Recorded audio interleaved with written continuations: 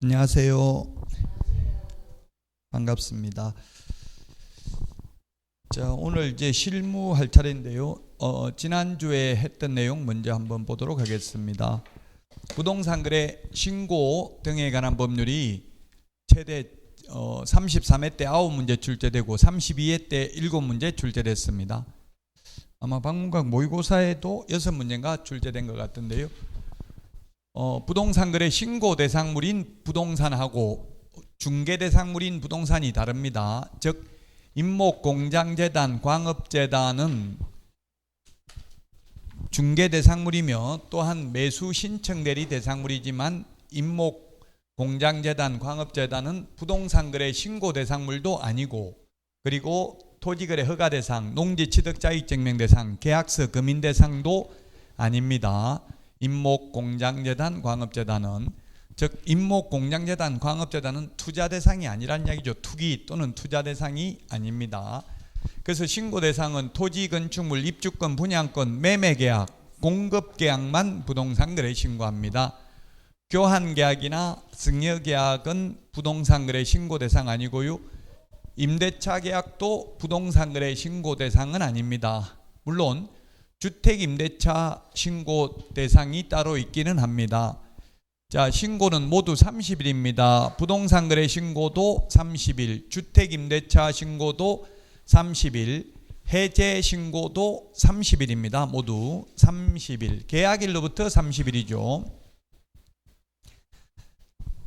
해제 신고도 30일입니다. 검정체계 구축 운영은 국토부 장관, 그 검정체계에 의해서 검정을 하는 사람은 신고 간청이 되겠습니다.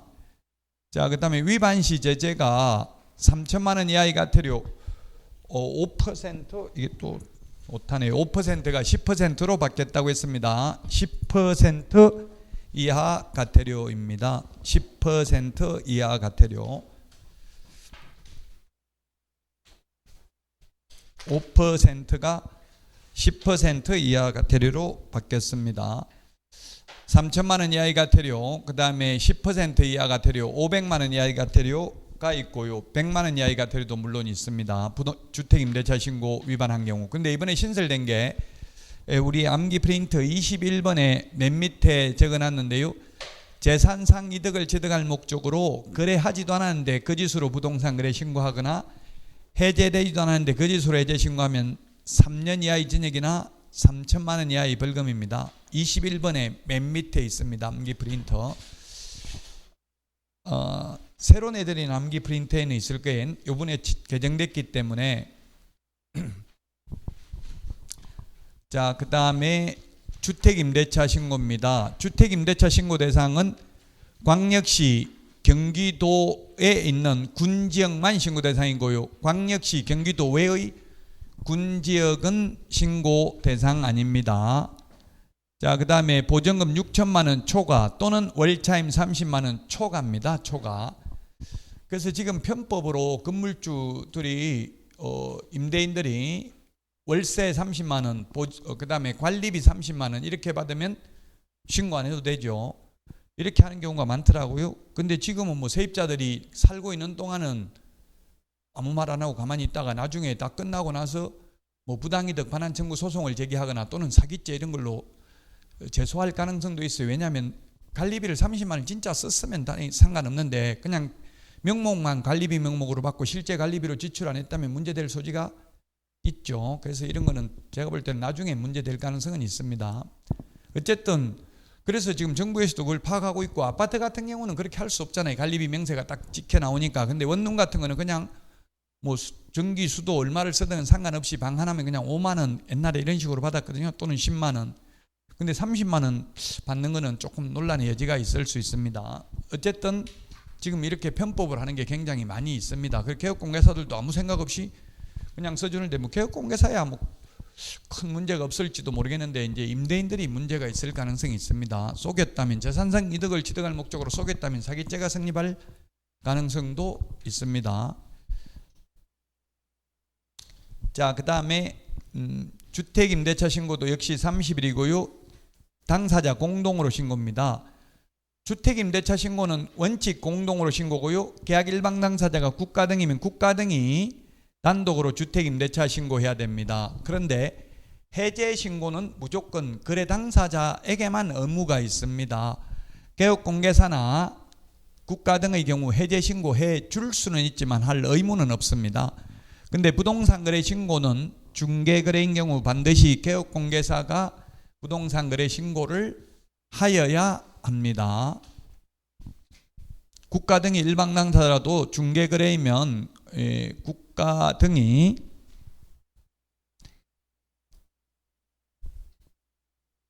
부동산 거래 신고하는 게 아니라 중개거래인 경우는 개업공개사가 반드시 부동산 거래 신고를 하여야 합니다. 자, 그 다음에 포상금입니다. 포상금이 이 공인중개사법하고 부동산 거래 신고 등에 관한 법률 각각 한 문제씩 32회 때 출제됐고요. 두 문제. 33회 때는 아예 한 문제도 안 나왔습니다. 그 올해 34회 때는 또 두 문제 나올 수도 있다는 이야기입니다. 해마다 무조건 똑같이 나오지는 않습니다. 자, 이게 포상금 비교를 해야 되는데 우리 요약집은 아마 141페이지에 있을 거고요. 암기 프린트는 28번에 있습니다. 28번에 부동산 거래 신고 등에 관한 법률은 접수된 날로부터 2개월 이내에, 그 다음에 공인중개사법에서는 포상금 지급 결정일로부터 1개월 이내죠. 그리고 공인중개사법에서는 포상금을 국고에서 50% 보조할 수 있는데 부동산 거래 신고 등에 관한 법률은 전액 시군구 재원으로 충당을 합니다. 그리고 공인중개사법에서는 포상금 무조건 50만 원입니다. 그러나 부동산 거래 신고 등에 관한 법률에서는 과태료 부과되는 경우는 과태료 금액의 20%고 한도액이 1,000만 원입니다. 그 차이 나는 점을 구분해서 기억을 해야 되겠습니다. 자, 그 다음에 외국인 특례입니다. 외국인이 계약을 원인으로 취득한 경우에는 60일 이내에 신고해야 됩니다. 단 매매 계약은 30일입니다. 매매는 특례가 인정되지 않습니다. 특별히 예외가 없습니다. 교환 계약이나 승여 계약인 경우는 60일 이내에 신고를 해야 되고요. 안 하면 300만 원 이하의 과태료. 외국인이라 하더라도 매매 계약의 경우 30일 이내에 신고해야 되고 안 하면 500만 원 이하의 과태료입니다. 계약 외의 경우, 요건 지금 암기 프린트 27번에 있습니다. 계약 외에 상속, 경매, 환매권 행사, 판결, 그 다음에 신축, 정축, 개축, 재축 이런 것들은 6개월 이내 취득한 날로부터 6개월 이내 신고해야 되고요. 안 하면 100만 원 이하의 과태료입니다. 그 다음에 외국인 특례에 의해서 허가받는 것은 암기 프린트 27번에 군문자야 네 군데입니다. 군사기지 및 군사시설 보호구역, 문화재 보호구역, 자연환경보전법에 의한 생태경관보전지역, 야생생물 특별보호구역에서는 미리 허가받아야 되고요. 허가 신청하면 15일 이내에 허가 여부를 결정하고요. 그 다음에 허가를 위반하면 외국인 특례는 2년 이하의 징역이나 2천만 원 이하의 벌금입니다. 국토부 장관이나 시도의사가 지정한 허가구역에서 허가 안 받으면 2년 이하의 징역이나 100분의 30에 상당하는 금액 이하의 벌금에 처하는 것과 차이가 있으니까 구분해서 정리를 해야 되고요. 그 다음에 토지거래 허가인데 외국인 특례하고는 다른 토지거래 허가입니다. 그럼 만약 외국인이라면 우리나라 사람하고 똑같이 국토부 장관이나 시도의사가 지정한 허가구역에서 허가를 먼저 받았다면 외국인 특례에 의해서 허가받을 필요 없고요. 반대로 외국인 특례에 의해서 외국인이 허가를 먼저 받았다면 이 국토부 장관이나 시도의사가 지정한 허가구역이라도 또 허가받을 필요 없습니다. 같은 시군구에 두 번씩이나 허가받으러 갈 필요 없다는 이야기입니다. 자, 그 다음에 허가는 일정 면적을 초과하는 경우에 허가받습니다. 이번에 박문광 모의고사에 나왔죠. 주거지역, 미지정지역은 60제곱미터 초과, 상업공업지역은 150제곱미터 초과, 녹지지역은 200제곱미터 초과, 그 다음에 기농한, 임백천 이렇게 함께했는데 기타 250, 농지 500, 임야천 초과하는 경우만 허가받습니다. 소유권, 지상권에 관한 유상계약이나 예약의 경우만 허가받습니다. 소유권, 지상권도 허가받습니다. 단 유상계약이어야 합니다. 시험에 옛날 공법 국토기획 및 이용에 관한 법률에서 허가받아야 되는 권리는 해가지고 지상권, 지역권, 전세권, 임차권 이렇게 보기가 나왔어요. 답이 전세권이 아니라 지상권이 답이었는데 단 모두 정답으로 인정됐었습니다. 왜? 유상인지 무상인지를 표시하지 않았다고. 근데 또 시험에 만약 그렇게 나오더라도 지상권이라고 답해야 되겠죠. 상대적으로 풀어야 되니까. 다만 이제 이 신청을 받아주는 거는 합격자가 적으면 이 신청을 많이 받아주고요. 합격자가 많으면 안 받아주는 경향이 있습니다. 아마 제 생각에 여러분들은 올해는 좀 행운이 있을 것 같아요. 올해는 아무래도 이게 부동산 경기나 이런 게 안 좋다 보니까 응시인원이 줄어들 가능성이 있습니다. 작년보다. 그러면 합격 인원은 거의 해마다 비슷한데 응시인원이 줄어들면 그만큼 합격할 확률이 높아진다는 이야기죠. 역발상을 해야 돼요. 역발상을. 남들이 다 팔 때 사야 되고 남들이 다 살 때 팔아야 되는데 그게 쉽지가 않죠. 현실적으로는.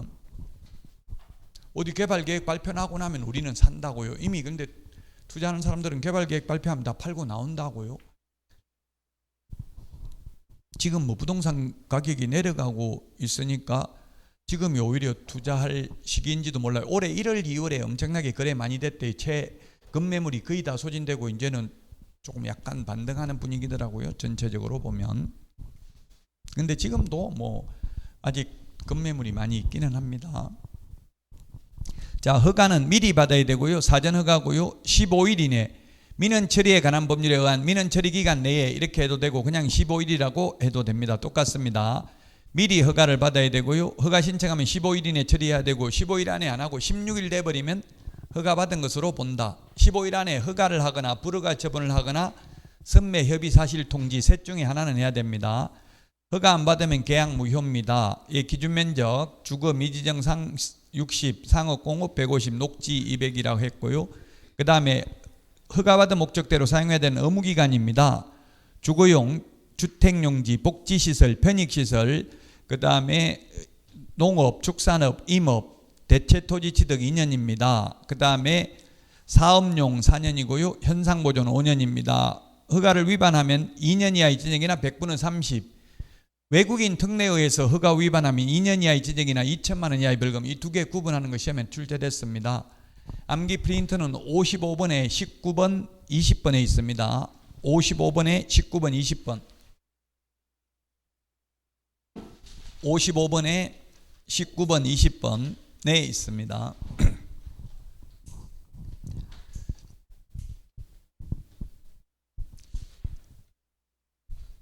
자, 그 다음에 허가 받은 목적으로 사용하지 않는 경우에는 이행강제금을 부과합니다. 의무기간 동안 10% 범위 내에서인데 대통령령으로 정하는 금액인데 그 대통령령으로 정하는 금액도 옛날 국토의 계획 및 이용에 관한 법률에서 출제됐습니다. 방치하면 10%, 임대하면 7%, 이용 목적을 변경하면 5%, 기타 7%를 부과합니다. 자, 지난주가 시험에 많이 나왔고요. 9문제, 최대 9문제까지 출제되고요. 자, 지금부터는 실무인데 실무는 최근 5년간 기출문제를 분석해보면 5문제 정도밖에 안 나왔습니다. 실무 전체에서. 근데 물론 뭐 충분히 나올 수 있고 또 다른 법률에서도 시험에 나올 수 있습니다. 예를 들면 분묘기지권은 민법에 관서법상 물권법에 나올 수 있고요. 그 다음에 농지법은 공법에 또 2문제 나오니까요. 꼭 기억은 해야 됩니다. 자, 확인 설명하는 방법. 확인 설명 대상이 있는데 조사 확인해야 되는 게 9가지입니다. 암기 프린트 6번. 기권, 예공, 상태, 환지세 9개를 설명해야 됩니다.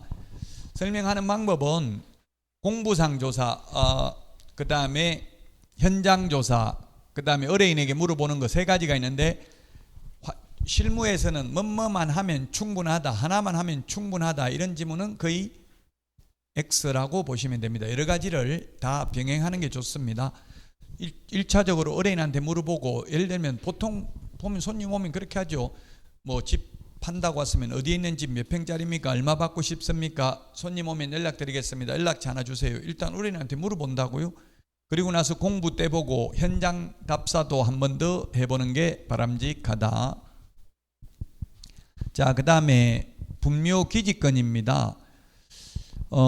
가묘, 가짜묘, 즉 시신이나 유골이 없는 이런 묘들은 분묘기지권 인정 안 되고요. 분묘기지권이 있다고 해서 새로운 분묘를 신설할 권능은 인정되지 않고요. 그 다음에 분묘기지권이 있는 묘에다가 다른 묘를 이장하는 거 안 되고, 분묘기지권이 성립되어 있는 묘를 밖으로 옮기는 것도 안 됩니다. 분묘기지권의 효력이 미치는 범위는 분묘기지에 하나는 게 아니라 그 주위 공지를 포함하는 지계까지 미치는데, 그 구체적 범위는 개별적으로 판단하여야 하므로 사성이 조성되어 있다고 해서 사성까지 반드시 미치는 것은 아니다. 미칠 수도 있고 안 미칠 수도 있다.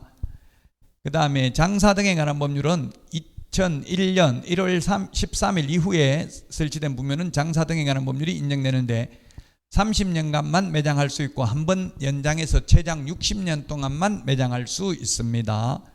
그리고 장사 등에 관한 법률 시행 후에 설치된 분묘는 시효취득이 인정되지 않습니다. 자연장 이런 것들은 시효취득 인정되지 않습니다. 분묘기지권. 자, 그 다음에 농지법인데 농지 소유 상한이 예외적으로 있습니다. 원칙적으로는 소유 상한 폐지됐습니다. 옛날에는 농지법에 진흥지역 외의 농지는 5만 제곱미터를 초과할 수 없다는 규정이 있었는데 지금은 소유 상한은 없고 다만 예외적으로 소유 상한이 있는데 주말 체험용 농은 세대원 전부 합산한 면적이 1000제곱미터 미만이고요. 8년 이상 제촌 작용하다가 이농하는 경우에도 역시 10,000제곱미터 이하 소유할 수 있고요. 자, 그 다음에 농지 임대차인데 농지 임대차는 서명계약을 원칙으로 하고 최단기 존속기간 3년, 다년생 식물재배지는 5년이고요. 그 다음에 농지 취득 자격증명을 받아야 되는데 주말 체험용 농, 전용 허가 받은 경우 학교가 실습용 농지라도 농지 취득 자격증명 받아야 됩니다.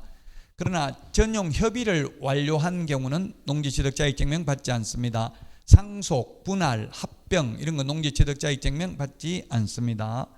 자, 그 다음에 확인설명서 서식이 4가지입니다. 1이 주거용, 2가 비주거용, 3이 토지, 4가 임목, 공장재단, 광업재단입니다. 확인설명서는 거래 당사자 쌍방에게 교부하고 3년 보존해야 됩니다. 확인설명서와 계약서만 서명 및 날인해야 됩니다. 서명 및 날인입니다. 서명 및 날인하는 건 오직 2가지입니다. 계약서, 확인설명서. 그 외에 모든 서류는 서명 또는 날인입니다. 자, 요약집 146페이지입니다. 여기는 시험에는 거의 안 나오고요. 근데 현업에 가서는 이게 중개 실무하는 게 중요하죠. 먼저 중개를 하려면, 소개를 하려면 뭐 해야 돼요? 중개 계약을 체결해야 되겠죠. 영어로는 리스팅이라고 하는데 중개 계약 체결. 그 중개 계약을 현실적으로는 그냥 구두로 말로 하고 있죠. 우리 집 팔아주세요, 사주세요. 그럼 예, 알겠습니다. 손님 오면 연락드리겠습니다. 이게 중개 계약이라고요? 계약은 청약과 승낙의 의사표시로 합치되니까 꼭 문서로 계약을 해야만 하는 것은 아니죠. 그 외국에는 이걸 중개 계약을 다 문서로 하는 게 관행인데 우리나라는 구두로 말로 하잖아요. 말로 하다 보니까 분쟁이 많이 생길 수밖에 없습니다. 그 변호사 같은 경우는 수임 계약서 이런 걸 다 문서로 적습니다. 근데 우리는 문서로 안 적고 그냥 구두로 하고 있다. 그럼 이제 접수받고 나면은 그 계약을 체결하고 나면 업무 계획을 수립하고 그 다음에 중개사물 조사 확인을 하고 중개 활동을 하고 계약 체결합니다. 시험에는 가장 많이 나오는 게 조사 확인하는 것. 왜 조사 확인을 똑바로 못해가지고 잘못해가지고 설명을 안 하면 손님들이 손해를 입으니까. 이게 우리 법은 개업공개사를 위해서 있는 게 아니라 국민들, 의뢰인들을 위해서 있는 거거든요. 그래서 시험에는 조사 확인, 여기 시험에 많이 나오고요. 그 다음에 계약서 쓸 때도 뭐 특약 같은 걸 잘못 적는다든지 계약서 잘못 적으면 손님들이 피해 보니까 이 2개가 시험에 많이 나오고요. 개업공개사들이 현업에 가면 실질적으로 중요한 거는 영업, 판매, 마케팅이 중요하죠. 판매, 계약을 승사시켜야 중개보수를 받잖아요. 돈 벌려고 하는 거니까 이게 자원봉사하려고 하는 건 아니잖아요. 그래서 실제로는 개업공개사 입장에서 보면 이게 중요한데 중개활동이 시험에 안 나오니까 강의를 안 하니까 우리 강의를 들었다 하더라도 현업에 나가서 돈 잘 버는 거는 아무도 안 가르쳐 줬다고요. 시험 볼 때. 그래서 꼭 여러분들이 그냥 한 1년 정도만 취직해보고 개업하면 절대 안 망합니다. 1년만 취직해보면. 월급 적더라도 1년만 취직해보면 돼요. 취직하기는 쉬워요. 월급 안 받는다고 하면 돼. 내가 하는 건수에 얼마만 받겠다 하고 그냥 중개사무소에 하루 종일 앉아만 있어도 손님 오고 응대하는 그냥 지켜만 보고 있어도 그게 공부라고요. 어떻게 하면 계약이 성사되고 그 1년 근무하면 한 건을 할 거 아니에요. 한 건도 못하면 문 닫겠죠, 중개사무소. 그 한 건이라도 하는 걸 보면 그게 공부니까요. 그 보통은 지금 수도권에서는 따로 기본급, 수도권에서는 기본급을 좀 주는데 비수도권 지역은 아예 기본급 없고 그냥 자기가 하는 거에 몇 퍼센트 뭐 5대5. 근데 그것도 5대5인데 사장님들이 정확하게 그걸 하면 좋은데 저도 5대5가 아니고 저는 뭐 하여튼 얼마 안 줬는데 지금 기억이 안 나는데 기본급 40만 원 한 번 받아봤고 한 번은 15%인가? 15%인데 이게 매출액의 15%인지 남는 거의 15% 이런 걸 안 정해 놓으니까 나중에 분쟁이 생긴다고요. 나는 당연히 중개보수 받은 거에 15% 받을 거라고 생각했는데 나중에 보니까 사장님은 뭐 이것저것 경비 다 빼고 남는 거에 15% 준다. 그럼 경비 빼는 게 뭐 명확하게 뭐 하는 게 아니라 경비 얼마 들어갔다 말로만 이렇게 해버리면 그거 따지려면 그만둬야 돼. 따지고 나서 같이 근무 못해요. 일일이 따지고 하려면 그만둬야 되거든요. 그만둘 때 한번 따질 수는 있어요. 그러니까 참 어렵습니다. 직원으로 근무하는 게. 그렇지만 1년은 경험을 해야 돼요. 이거 중개 활동하고 계약 체결 이런 식으로 진행이 되는데 그 우리 146페이지 요약집에 있는데요. 시험에는 뭐 거의 상식적입니다. 자, 147페이지 요약집에 이 그림이 있는데 일단 중개계약하고 거래계약을 구분은 해야 되겠습니다. 중개계약하고 거래계약. 일반인들이나 소위 전문가라고 하는 분들도 이거 중개계약하고 거래계약을 자꾸 혼용해서 쓰더라고요. 중개계약이라는 게 매매계약이 아닙니다. 중개계약은 이거 시험에 출제됐습니다. 뭐 이렇게 어떻게 출제됐냐? 중개계약이란 의뢰인과 의뢰인 사이에 맺는 계약을 말한다. X죠. 중개계약은 의뢰인하고 개업공개사 간에 맺는 게 중개계약입니다. 우리 집 팔아주세요. 예, 팔아드리겠습니다. 이게 중개계약이라고요. 그래서 거래계약은 매매계약, 교환계약, 임대차계약처럼 거래가 성사되고 나면 거래가 성사될 때 하는 계약이 거래계약입니다. 거래 당사자 간에 맺는 게 거래계약입니다. 거래계약하고 중개계약하고를 구분해야 된다. 우리나라에서는 중개계약은 주로 말로 구두로 하고 있고 거래계약은 문서로 적고 있죠. 근데 중개계약서는 법정서식이 있는데 거래계약서는 법정서식이 없다는 것 시험에 출제됐습니다. 법에 정해진 서식은 없다고요. 거래계약서는. 근데 뭐 여러분들은 크게 걱정할 필요 없이 현업에 나가면 다 그 프로그램을 제공하는 업체들이 있습니다. 정보망을 운영하는 분들, 사설 정보망을 운영하는 분들이 계약서 포맷 프로그램을 다 제공하니까 그냥 빈칸에 입력만 하면 돼요. 계약서 서식이 없다고 해서 뭐 여러분들이 만들어야 되는 건 아니니까요. 자, 그러면 중개계약의 법적 성질입니다. 우리 집 팔아주세요, 사주세요 하는 게 시험에 이거는 한 번 출제됐습니다. 거의 자주 나오지는 않습니다. 낙성 불요식 계약입니다. 요물 요식 계약이 아니고요. 민법에서 계약금 계약은 요물 계약이죠. 일정한 급부가 지급되어야 성립합니다. 말로만 했다고 성립하는 게 아니고요. 근데 우리 중개계약은 낙성 불요식 계약이다. 그냥 청약과 성락의 의사표시만 이루어지면 된다. 우리 집 팔아주세요. 예, 팔아드리겠습니다. 이렇게만 하면 끝입니다. 무상계약이 아니고 유상계약이다. 중개보수를 지급하니까 쌍무계약이다. 편무계약이 아니고 6회 때는 답이 편무계약이었습니다. 6회 시험에서는.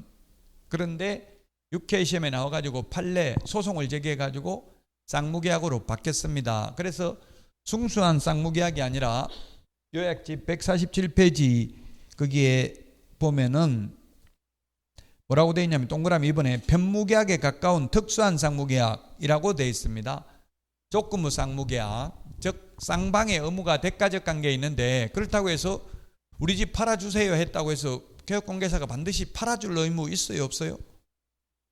팔려고 노력해도 안 팔리는데 꼭 팔아줘야 되면 직접 사는 수밖에 없잖아요, 개업공개사가. 그래서 반드시 팔아줄 의무는 없다. 그래서 완전히 순수한 쌍무계약이라고 볼 수는 없다. 다만 팔기 위해서 선량한 관리자의 주의로서 노력을 할 의무는 있다.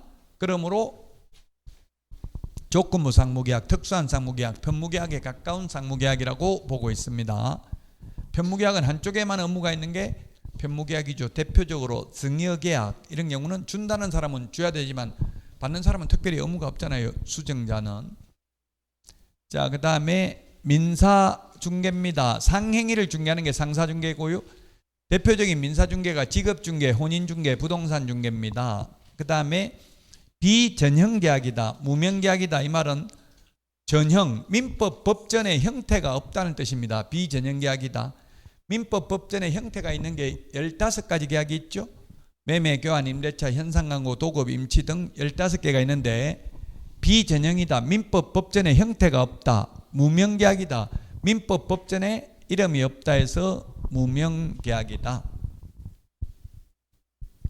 그 다음에 혼합계약이다. 도급, 현상광고, 임치 등 여러 가지가 섞여 있는 혼합계약이고요.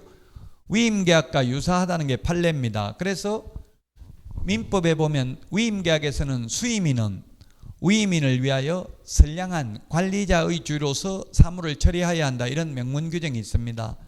따라서 판례는 위임하고 유사하기 때문에 우리 중개 계약도 선량한 관리자의 주요 의무를 부담한다. 개업공개사는 판례입니다.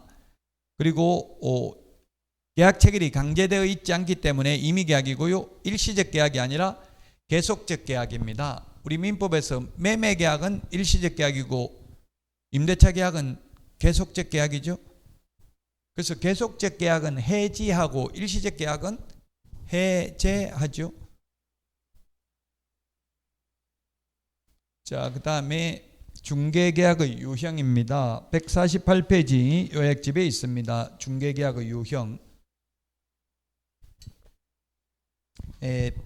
중개계약, 일반 중개계약이란, 일반 중개계약은 의뢰인이 여러 개업 공인중개사에게 경쟁적으로 중개를 의뢰하여 이 중에서 가장 먼저 거래계약을 성사시킨 개업 공인중개사에게만 중개보수를 지급하면 되는 게 일반 중개계약입니다. 우리나라에서 주로 일반 중개계약을 많이 하고 있고요. 근데 이 일반 중개계약은 소송의 초대장이라는 말이 있을 정도로 분쟁의 소지가 많습니다. 왜냐하면 먼저 계약 성사시킨 사람에게만 중개보수를 몰빵 완전히 다 몰아주니까 어떻게, 그래서 개업공개사의 적은 누굽니까? 매도인이다, 매수인이다, 개업공개사다. 개업공개사들끼리 뒤통수 치고 이런 게 많아요. 저도 이제 그런 게 너무 슬프기는 하던데 그렇게 될 수밖에 없는 거예요, 현실적으로. 왜냐면 내가 먼저 계약 성사시켜야 나만 다 받으니까. 여러 군데 손님들이 여러 군데 내놓으니까 그렇죠. 한 군데만 내놓은 게 아니잖아요. 여러 군데 내놨으면 이 중에서 먼저 성사시킨 사람 한 명만 받으니까 어떻게든지 사기치서라도 빨리 계약 성사시켜야 돈을 받다 보니까 이 구조적인 문제가 있어요. 우리나라 중개제도가. 미국 같은 데는 거의 99%가 독점 중개입니다. 독점이라는 것은 한 사람에게만 독점권을 주는 겁니다. 그러면 독점 계약을 맺었으면 이 독점 계약을 맺은 개업공개사는 누가 거래 계약을 성사시켰는지 여부를 묻지 않고 무조건 계약 성사되면 중개보수 줘야 됩니다.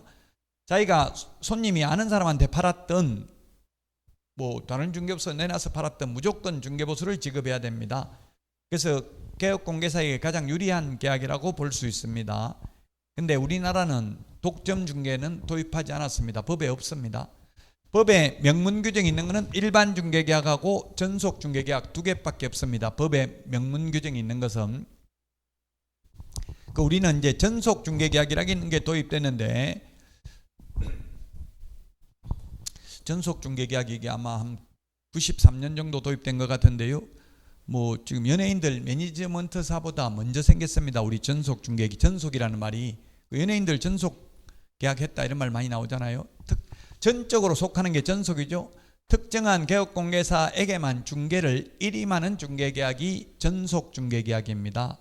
독점하고 차이점은 전속 중개계약은 의뢰인 스스로 발견한 거래 상대방하고 직접 계약을 한 경우에 위약금 몇 %라고 했어요. 전속은 위약금 스스로 발견한 경우 50%다 0%다. 답은 스스로 발견한 사람하고 직접 계약을 한 경우 몇 %냐고요? 저를 보고 이야기하세요. 그 화면 보고 이야기하지 말고. 좀 소통을 해야 돼. 닭하고 토끼하고는. 0%입니다. 위약금 없다고 했어. 차이점이 위약금 없죠. 실비 소요된 비용만 준다 했잖아요. 소요된 비용. 자꾸 틀려봐야 돼요. 제가 뭐 모욕감을 들려고 묻는 게 아니고 자꾸 틀려봐야 나중에 시험 볼 때 가슴에 사무쳐서 기억에 남는다고요. 그 요약집 148이 이게 근데 중개계약서는 앞에 있는 것 같은데 요약집 앞에 거기 64페이지 한번 보세요. 요약집 64페이지 65페이지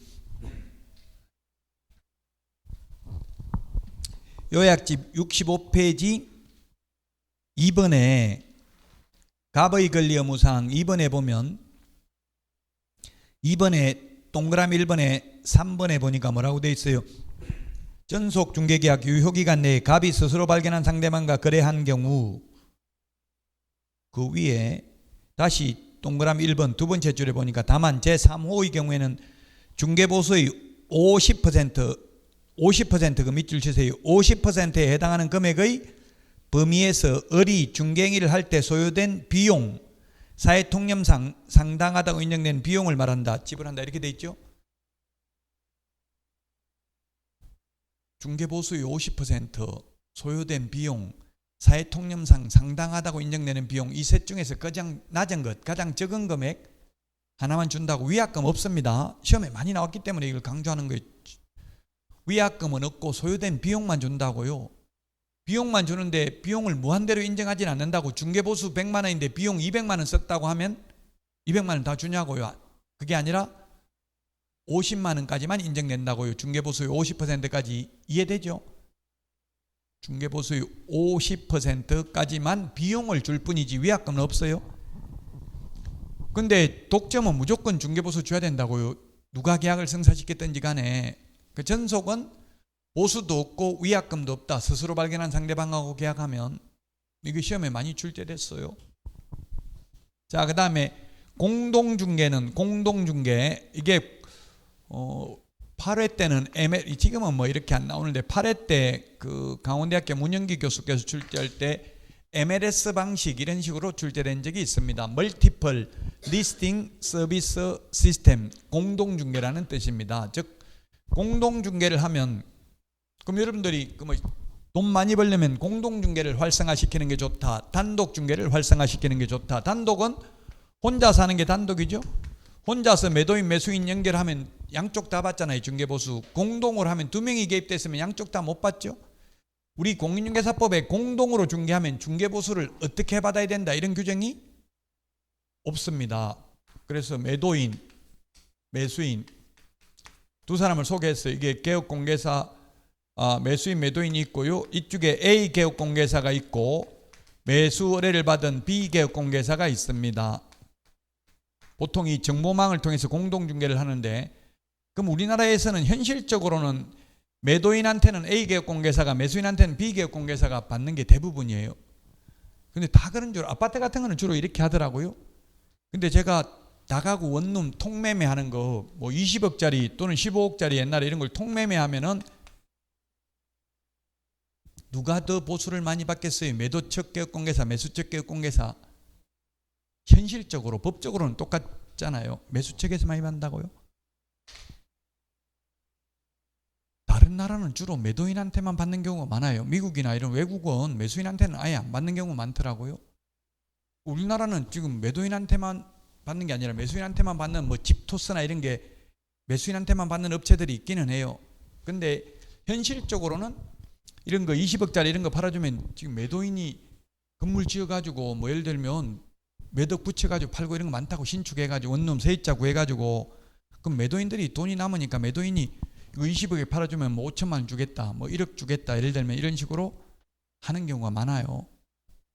20억이면 0.9%면 298 얼마예요? 298 지금 주택이라면 298 아닌데 어쨌든 뭐 옛날에는 주택인 경우도 일정 금액이 넘으면 0.9% 받았죠. 제가 할 때는. 근데 지금은 최대가 0.7%잖아요. 0.7. 0.7이라고 하면 27이 14 1,400인가요? 1,400만 원이죠. 1,400만 원. 그럼 매수인한테는 1,400만 원 받고 그냥 계산하기 어려우니까 1,400만 원, 1,000만 원 받기로 되어 있고요. 그러면 여기 매도인한테는 매도인은 보통 옛날에는 5천만 원 이렇게 줬어요. 그럼 한 3천만 원 받기로 했다면 둘이 합하면 얼마에 4천만 원 나누기 2 해가지고 2천만 원씩 하기로 한다 이렇게 하더라고. 제가 하는 그 장소에서는. 그 제가 매수척이었어요. 매도척이었구나. 그럼 저는 300만 원 받는다고 3천만 원 받는다고 이야기했어요. 누구한테? B계약 공개사한테.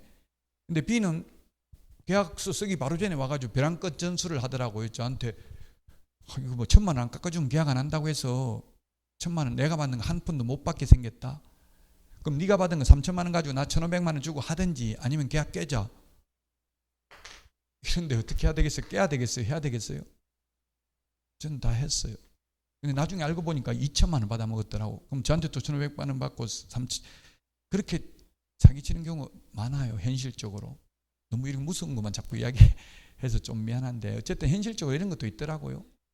저 같은 경우는 무조건 손해보고 그냥 원하는 대로 다 해주니까 중개사고는 안 나더라고요. 근데 여러분들은 왜냐하면 저는 강의하면서 했기 때문에 여기다 목숨 걸 수는 없기 때문에 그래요. 그럼 만약 여러분들이 여기 전업으로 이걸 한다면 목숨 걸고 싸워야 되겠죠. 그럼 뭐 욕하고 싸우고 그 다음에 오전에 욕하고 싸우고 오후에 또 언니 물건 있어 하고 또 전화하고 이래야 돼요. 그 돌변하는 게 진짜 힘들더라고요. 그렇게 하기가. 돈 많이 벌려면 그렇게 해야 돼요. 그래서 뭐가 좋냐고요? 이론적으로 시험에 나오면 돈 많이 벌려면 공동중개를 활성화시켜야 된다. 단독중개를 활성화시켜야 된다. 답은? 공동중개를 활성화시켜야 돼요. 한쪽밖에 보통 중개보수를 반밖에 못 받지만 공동중개하면 그 대신에 2건 3건 한다고 혼자 욕심내고 혼자 하려다가 한 건밖에 못 할 걸. 예를 들면 그런 게 저도 그렇거든요. 어디 중개업소에서 전화 와가지고 서울에서 전화 와서 공동중개 할 겁니까 묻는데 안 한다고 하면 나 혼자만 독점으로 가지고 있으면 나 통하지 않고는 계약 못 하는 거죠. 근데 다른 데도 다 매물이 올라와 있는데 네이버 부동산 이런 데 보면 안 한다면 다른 데 가서 해버리니까 예 하겠습니다 할 수밖에 없잖아요. 현실적으로. 그래서 공동중개에서 반밖에 중개보수를 못 받아도 여러 건 하는 게 더 낫다는 이야기입니다. 조직화 능률화에 이상적이고 인터넷 시대에 적합한 중개계약입니다. 굉장히 지금 요즘은 아파트는 활성화되고 있습니다. 공동중개가. 특히 아파트는. 왜냐하면 아파트는 물건 빼돌리기가 힘든 게 CCTV 이런 게 있기 때문에 나중에 다 확인할 수 있더라고요. 그 CCTV 관리사무소에서 CCTV 보여달라니까 보여주더라고요. 저도 그 뭐 잊어먹어가지고 보여달라고 하니까 보여주긴 하더라고요. 근데 사람은 보더라도 그 누군지 특정할 수는 없어서 그냥 포기하고 말았는데 누가 가져갔는가 보기만 하고 말았는데 보여주더라고요. 자, 그래서 이 시험에 공동중개가 나올 확률이 가장 높다. 이 중에 나온다면 순가중개계약은 인정작업 현업에서 보통 이런 이야기를 합니다. 뭐 10억만 입금시켜달라, 20억만 입금시켜달라, 아니면 뭐 평당 뭐 예를 들면 50만 원씩만 입금시켜주고 더 받는 거는 개업공개사 다 먹어도 좋다. 이렇게 하는 걸 순가중개계약이라고 합니다. 시험에 출제되는데 순가중개계약 자체는 당연히 공인중개사법 위반이다. O입니까 X입니까? 당연히 위반이다. 아니죠. 당연히 위반은 아니다. 실제로 초과해서 받아야 위반이지 입금가 10억만 입금시켜주고 더 받는 거 다 먹어라 이런 이야기만 했다고 당연히 위반은 아니다. 실제 초과해서 받아야 위반이다. 왜냐하면 공인중개사법은 미수범을 처벌한다는 규정은 없기 때문에 그렇습니다. 자, 여기 중개실무 앞에 부분은 현업에 나가면 중요한데 시험에는 그렇게 많이 나오지는 않고요. 자, 이제 조사 확인이 실무에서 시험에 많이 나오는 파트입니다. 3가지 확인하는 방법은 3가지가 있는데 이 중에서 한 가지만 하면 충분하다, 족하다, X로 출제됐습니다. 한 가지만 하면 충분하다, X. 여러 가지를 병행하는 게 좋다. 자, 그리고 또 시험에 나왔던 게 현장 답사를 통해서는 공부에 나타나지 않는 것만 확인하면 충분하다. 역시 X입니다. 공부에 나타나는 것도 한 번 더 현장 답사를 통해서 확인해 보는 게 바람직하다. 1차적으로는 의뢰인한테 물어보고요. 그 다음에 공부 확인해 보고 현장 답사도 하는데, 그런데 제가 현업을 해보니까 저는 막 처음에는 아파트 누가 매물 내놓으면 제가 먼저 손님 데리고 가는 게 아니고 저 혼자 먼저 미리 좀 보러 가려고 하는데요. 하면 손님들이 싫어할까요? 좋아할까요?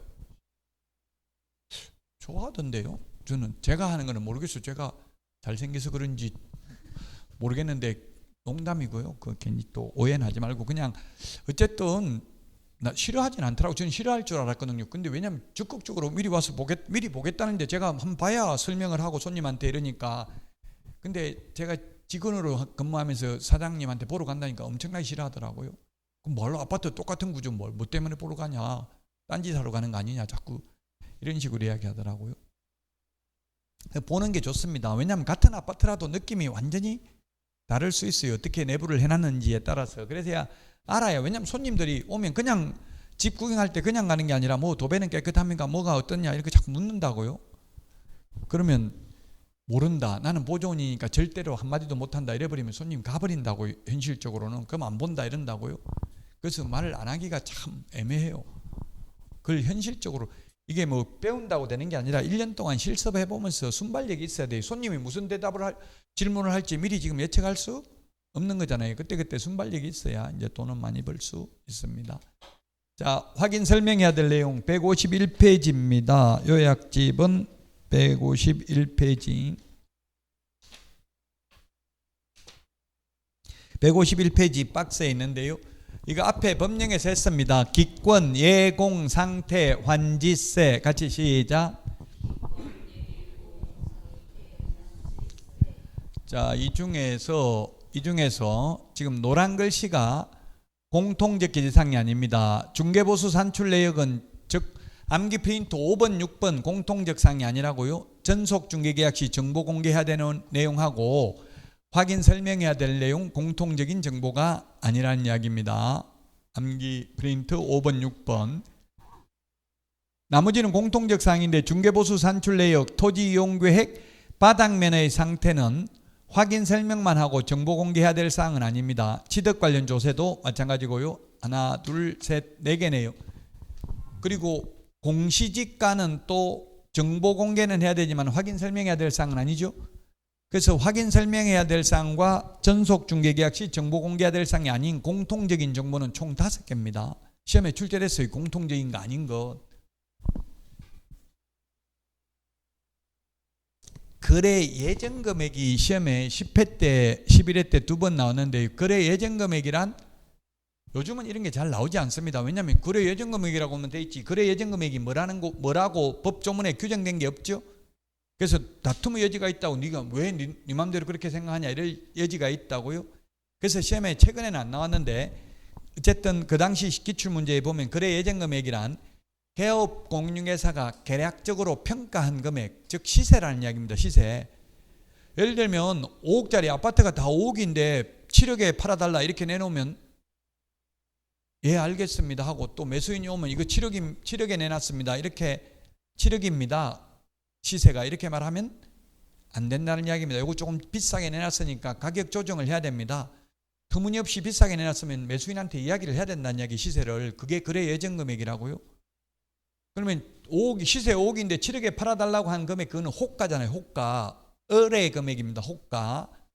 의뢰 금액, 거래 예정 금액, 실제 거래 금액이 다를 수 있다는 이야기입니다.